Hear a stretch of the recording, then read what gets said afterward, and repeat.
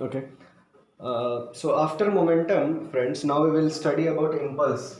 ठीक है, बहुत ही important and easy concept है basically impulse. ठीक है, but once you have understand the basic concept of momentum, it becomes easier to understand what is impulse. ठीक है, तो impulse को दो तरीका से वैसे define किया जाता है. ठीक है, पहले मैं इसका थ्योरेटिकल जो डेफिनेशंस वगैरह वो देख लेंगे एंड देन फिर प्रैक्टिकली क्या इसका इंपॉर्टेंस है.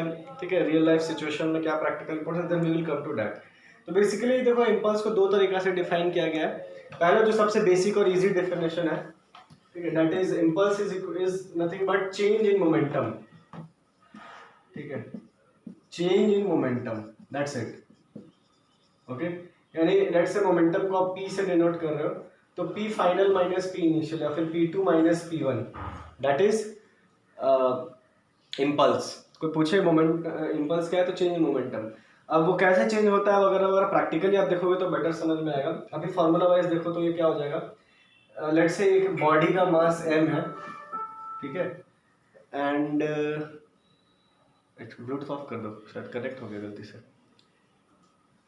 ओके, ठीक है, एक बॉडी है जिसका मास m है और ये कुछ v1 वेलोसिटी से जा रहा है.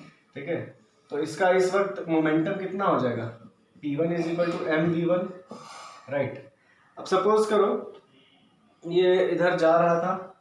ठीक है, फाइनली कोई फुटबॉलर आया, लेट्स से ये बॉल है, फुटबॉल है. ठीक है, ये इनिशियली इस डायरेक्शन में जा रहा था एंड कोई आदमी आया दौड़ता दौड़ता और उसको और जोर से और मार दिया. ठीक है, तो उसका मास तो सेम रहेगा, वेलोसिटी और इंक्रीज हो जाएगा. ठीक है, लेट्स से अब वो मास v2 हो गया. ठीक है, ऐसा भी हो सकता था कि ऑपोजिट एंड से भी मारे, राइट. तो फिर v2 इस तरफ मैं लेता, राइट, कि मैं बॉल इधर आ रहा और ऑपोजिट डायरेक्शन में किक किया, तो वो भी हो सकता था. लेकिन अभी इस प्रॉब्लम थोड़ा सिंप्लीफाई करने के लिए, मैं इजी एग्जांपल लेने के लिए ऐसा कर रहा हूँ. ठीक है, मास है, वेलोसिटी v1 है, उधर जा रहा है, एक फुटबॉलर आया और उसको उसी डायरेक्शन में और जोर से किक कर दिया, तो उधर वेलोसिटी और इंक्रीज हो जाएगा v2 and this is the final velocity. तो फाइनल मोमेंटम क्या हो जाएगा, m इंटू v2. ठीक है, m में तो कोई चेंज नहीं होगा. ऐसा तो होता नहीं कि बॉल को मारे बॉल का मास कम हो गया या बढ़ गया. ठीक है, अगर सही अच्छा फुटबॉल है तो वो सही रहेगा. अब आप बोलोगे सर मारे मारे बॉल ही फट गया, बॉल टूट गया, तो वो सब एग्जाम्पल मत सोचो. ठीक है, प्रैक्टिकल जेन्युइन एग्जाम्पल कि सेम मास रहेगा, डेफिनेटली मास में कोई चेंज नहीं आएगा.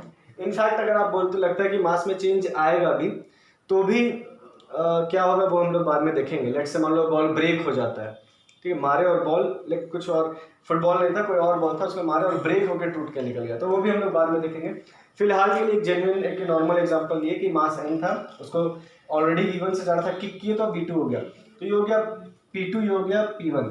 तो इम्पल्स का क्या डेफिनेशन मैंने बताया, चेंज इन मोमेंटम, यानी कि m v2 minus m v1, right.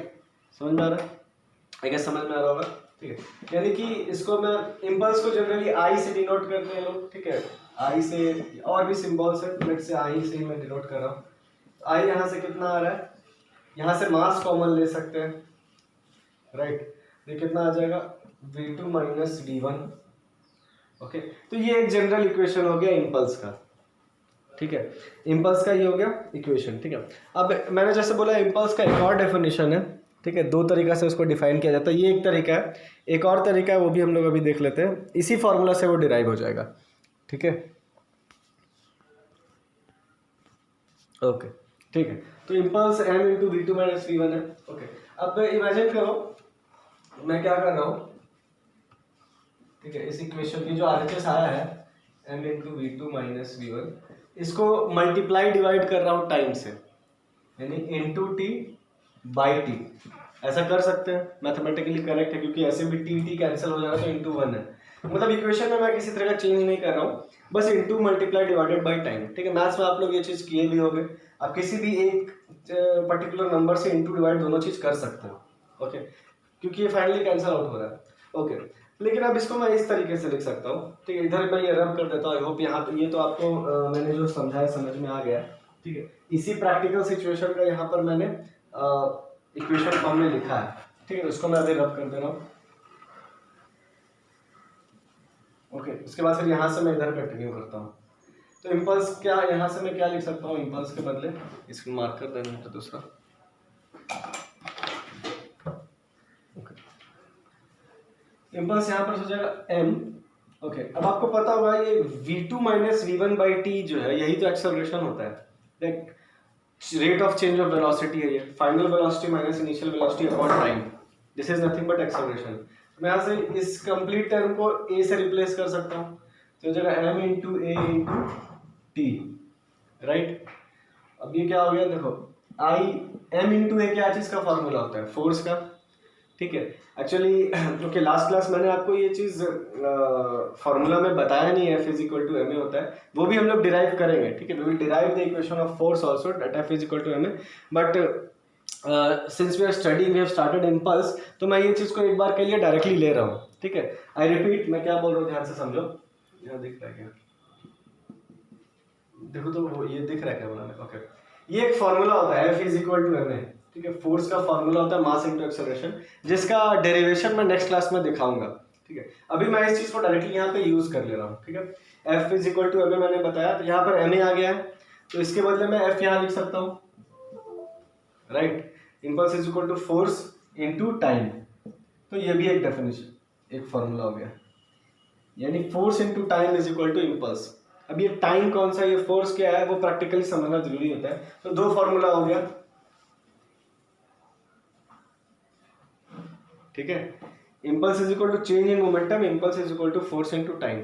अब ये टाइम बेसिकली होता क्या है, ये समझना बहुत जरूरी है, ठीक है। हो सकता है क्वेश्चंस में आप लोग को जब दिया रहे न्यूमेरिकल्स या कुछ भी, या रियल लाइफ सिचुएशन को एनालाइज करना हो, तो 2-3 टाइम्स आपको पास डेटा रहता है। ये टाइम वो टाइम है जितना देर के लिए वो फोर्स लगा है, ठीक है। सपोज करो लाइक इस क्वेश्चन में मैंने बोला था बॉल ऑलरेडी जा रहा था, एक आदमी आके बॉल किक किया, ठीक है।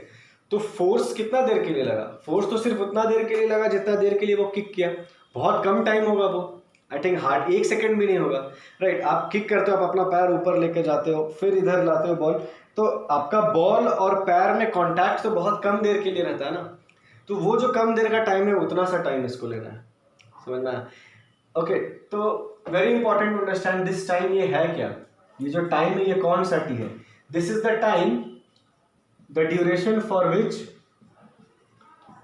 that force acts on the body,